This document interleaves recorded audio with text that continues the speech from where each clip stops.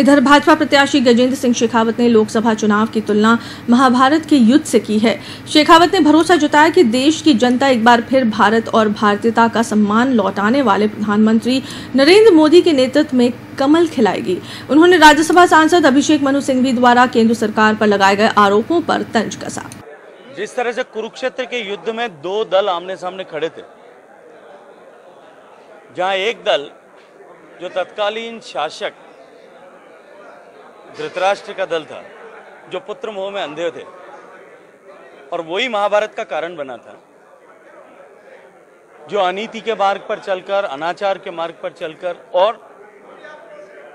किसी ये इन प्रकार सत्ता प्राप्त करने का प्रयास कर रहे थे, सत्ता बनाए रखने का प्रयास कर रहे थे। और दूसरा दल था जो दल नीति और सत्य के मार्ग पर चलकर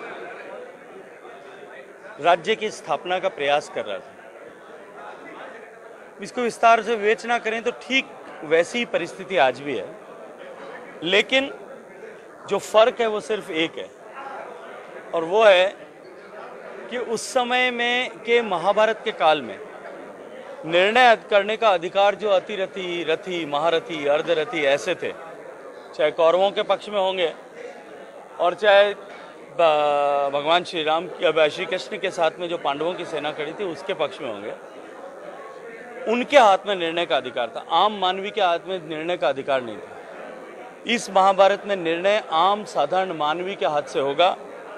और जिस तरह से साधारण मानवी के जीवन में परिवर्तन लाने के संकल्प के साथ में माननीय प्रधानमंत्री जी की सरकार ने काम किया है,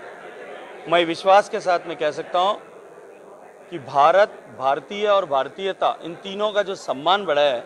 निश्चित रूप से देश में पुनः कमल खिलेगा। मुझे लगता है अभिषेक मनु सिंघवी साहब को देश के कृषि विकास दर के और जीडीपी ग्रोथ के आंकड़े देखने चाहिए, और उनकी बुद्धि पे मुझे तरस आता है अगर वो इस तरह की बात कर रहे हैं। अगर केवल मोदी जी की शासन में विकास की दर केवल एक चीज में कम हुई, दर किसी बढ़ती हुई दर एक चीज में कम हुई है, तो वो महंगाई की, इन्फ्लेशन की रेट कम हुई है, जो हमने लगातार 4 से लगभग पूरे समय तक नीचे रखी, जो उनके समय में 10 से ऊपर हुआ करती थी, दहाई के अंक में होती थी। बाकी कभी भी किसी भी एक वर्ष में तुलनात्मक रूप से एग्रीकल्चर ग्रोथ रेट जो है वो कम नहीं हुआ।